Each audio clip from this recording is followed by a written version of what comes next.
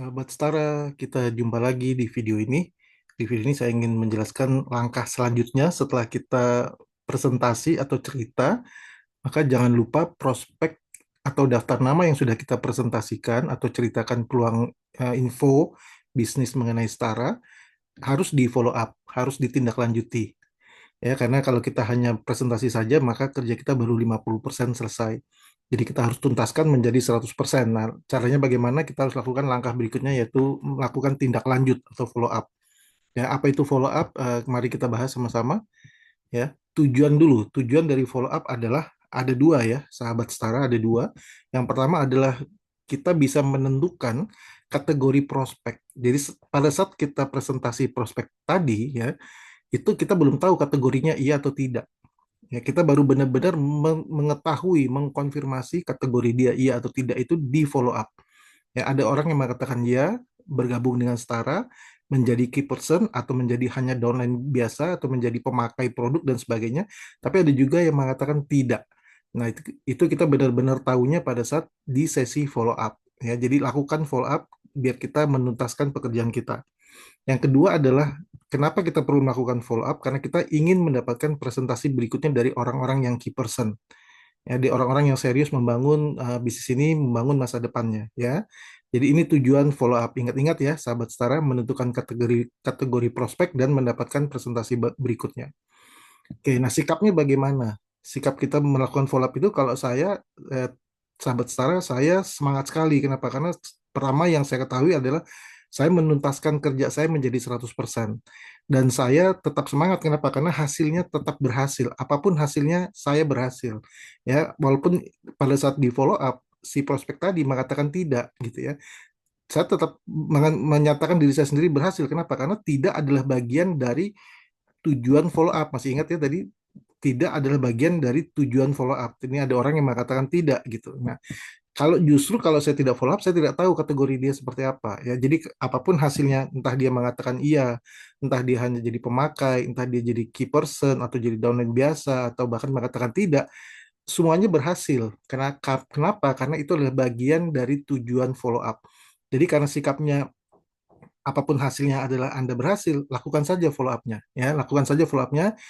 Jangan tunda-tunda Anda melakukan follow up tersebut. Jangan sampai nanti Anda sudah presentasi ya, sudah menjelaskan info bisnis ini kepada prospek Anda tidak follow up, akhirnya dia di follow up oleh grup lain gitu ya. Nah, kalau dia di follow up oleh grup lain, maka akhirnya dia bergabung ke grup lain. Jadi Anda sudah mengerjakan 50% di depan, tapi grup lain yang menyelesaikan 50%-nya gitu, yang menuntaskan 100%-nya. Kan sayang gitu ya. Jadi Anda yang harus follow up. Ya, ini sikap untuk melakukan follow up. Nah, sekarang biar kita tahu kategori prospek itu apa saja ya. Ada yang mengatakan iya dan ada yang mengatakan tidak ya. Nah, yang iya ini terbagi lagi menjadi dua nih, sahabat setara ya.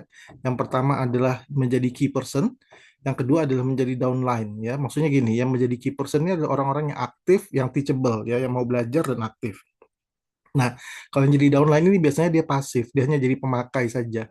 Ya, jadi dia bergabung karena hanya ingin mendapatkan harga lebih murah, ya. Jadi dia bergabung jadi downline atau dia termasuk orang yang juga menjalankan bisnisnya aktif tapi dengan cara dia sendiri. Nah, ini tipe yang downline ya, yang kedua. Jadi ada dua macam, key person dan downline. Lalu ada juga yang mengatakan tidak ya, yang mengatakan tidak ini juga ada dua macam teman-teman ya.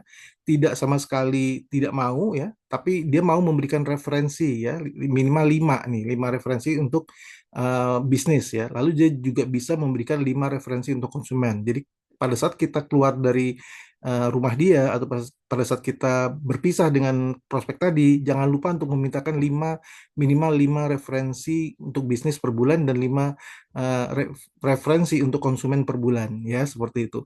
Nah, kalau sahabat setara lihat di sini di diagram ini ya, kita menghabiskan waktu kita 80% dengan yang key person. Ya, sementara yang downline dan yang mengatakan tidak, ini habiskan waktu 20% saja. Jadi jangan habiskan waktu Anda terlalu banyak ke orang yang mengatakan downline atau yang tidak gitu ya. Tapi Anda harus menghabiskan 80% waktu Anda kepada key person. Karena kenapa? Karena key person inilah yang nantinya akan menduplikasi Anda. Mereka lah yang nantinya akan menjadi pemimpin-pemimpin bisnis berikutnya di bawah Anda ya. Leader-leader bisnis berikutnya di bawah Anda. Nah, orang-orang yang biasanya menjadi key person ini, sahabat setara, biasanya mereka tidak hanya aktif, tidak hanya teachable, tapi mereka selalu menggunakan alat bantu ya. Mereka aktif menggunakan alat bantu, mereka selalu hadir ke pertemuan dan sebagainya. Mereka mau melakukan konsultasi dan seterusnya ya. Ini nanti kita bahas di video-video berikutnya. Kategori key person itu seperti apa. Tapi ini adalah hasil ya, hasil dari Anda melakukan follow up. Ada yang mengatakan tidak, ada yang mengatakan iya. Nah, yang kedua tadi, saya sudah katakan tadi adalah untuk mendapatkan presentasi berikutnya ya. Nah, di sini kita harus paham dulu yang namanya siklus inti, sahabat setara ya. Siklus inti ini seperti ini, selalu dimulai dengan presentasi ya. Presentasi adalah mendapatkan jadwal follow up untuk calon key person. Jadi tujuan presentasi adalah untuk mendapatkan jadwal follow up ya, seperti ini. Dari presentasi ke follow up. Nah, lalu follow up ini tujuannya adalah mendapatkan jadwal presentasi. Jadi diputar aja. Jadi dari presentasi ke follow up, dari follow up ke presentasi. Tujuan follow up adalah mendapatkan jadwal presentasi. Tujuan presentasi adalah mendapatkan jadwal follow up. Jadi sahabat setara, Anda harus fokus pada jadwal kerja. Ya, kalau Anda ketemu orang-orang key person yang aktif, Anda harus langsung tempel orang tersebut dan harus segera membuat jadwal kerja bersama dengan orang tersebut. Ya, jadi tidak berhenti dia. Nah, kalau bisnis Anda siklusnya seperti ini ya, biasanya jaringannya akan berkembang karena akan selalu berputar dari presentasi ke follow up ke presentasi berikutnya, presentasi ke follow up berikutnya, follow up ke presentasi berikutnya, begitu seterusnya ya sampai jaringan Anda berkembang pesat. Nah, cara follow up, sahabat setara, cara follow up yang harus dilakukan cukup ya, cukup 1 jam maksimal. Kenapa? Karena follow up ini tidak harus selesai saat itu juga ya, diupayakan, diusahakan selesai saat itu juga, tapi follow up ini bisa dilakukan berkali-kali nanti setelah itu ya. Bahkan dengan dia belajar datang ke pertemuan pun dia sedang di follow up untuk meningkatkan kapasitas dirinya. Jadi cara follow up yang benar yang pertama adalah kita lakukan selama kurang lebih 60 menit, 15 menit pertamanya mencari prioritas hasil yang diinginkan prospek dari bisnis ini ya. Jadi tadi kita mau lihat nih kategorinya ya atau tidak ya, dan juga mengatasi pertanyaan-pertanyaan dan kendala-kendala dari prospek. Jadi kita buka dulu dengan tanya jawab ya. Kita tanya dulu, kemarin presentasi mungkin ada yang ingin ditanyakan Pak, Bu gitu ya. Nah, setelah semua pertanyaan dijawab, semua kendala dijawab, ngomong-ngomong sahabat setara, nanti Anda juga perlu mendengarkan video mengenai caranya menghadapi kendala yang nanti akan saya buat juga ya. Jadi dipelajari cara menghadapi kendala. Nah, setelah melakukan tanya jawab dan menghadapi kendala, maka kita langsung closing ya. Closing, dia mau kategori apa? Mau kategori ya, ya yang aktif atau yang cuma downline atau tidak. Nah, itu langsung kita closing. Ya, kalau dia mengatakan tidak, maka selesai, jangan dilanjutkan. Ya, follow up-nya cukup 15 menit saja ya, dan langsung minta referensi 5 orang untuk bisnis dan referensi 5 orang untuk konsumen ya, seperti tadi di diagram tadi yang sahabat Sarah lihat di slide-slide di depan. Kalau dia mengatakan tidak, tapi kalau dia mengatakan iya, maka lanjutkan dengan 15 menit yang kedua, sahabat Sarah. Ya, memberikan contoh cara membuat daftar nama. Ya, jadi Anda bantu dia membuat daftar namanya. Makanya sahabat Sarah perlu mempelajari video mengenai cara membuat daftar nama. Lalu bantu dia jelaskan teknik untuk membuat janji bertemu yang benar ya. Makanya sekali lagi sahabat Sarah juga perlu mendengarkan video caranya membuat janji bertemu ya, karena dua hal ini akan teman-teman sahabat Sarah ajarkan kepada calon prospek kategori A Anda ya, key person Anda maksud saya ya. Nah, setelah itu maka 30 menit berikutnya Anda akhiri dengan konfirmasi impian ya. Tadi kan Anda sudah bicara impian yang ingin diraih prospek menggunakan star 1 sampai star 9 ya, tabel star 1 sampai star 9. Konfirmasikan impiannya apa ya. Lalu kalau dia join di tempat langsung membantu posting ya melalui website Stara tentunya, melalui website Anda bukakan langsung dipostingkan saja. Lalu sepakati jadwal presentasi berikutnya ya. Nah, ini yang saya katakan tadi, siklus intinya masih ingat ya, dari presentasi ke follow up, dari follow up ke presentasi. Jadi langsung sepakati jadwal presentasi berikutnya. Ya, kalau bisa 2 jadwal presentasi berikutnya ya, bisa one on one, bisa eh, table talk atau group meeting, bisa juga business preview ya. Apapun bentuk presentasinya lah ya. Langsung jadwalkan minimal 2 ya, 2 presentasi berikutnya dengan orang tersebut.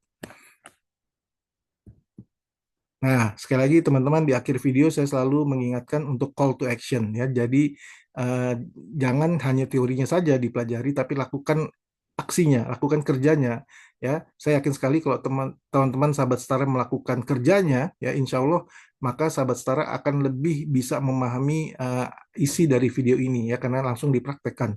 Dan sahabat setara akan mendapatkan pengalaman yang jauh luar biasa kalau dipraktekannya. Nah, tugasnya adalah ya sahabat setara adalah lakukan follow up maksimal 2 kali 24 jam semenjak kita menjelaskan bisnis ini kepada mereka. Ya, jadi jangan ditinggal lebih dari 2 kali 24 jam.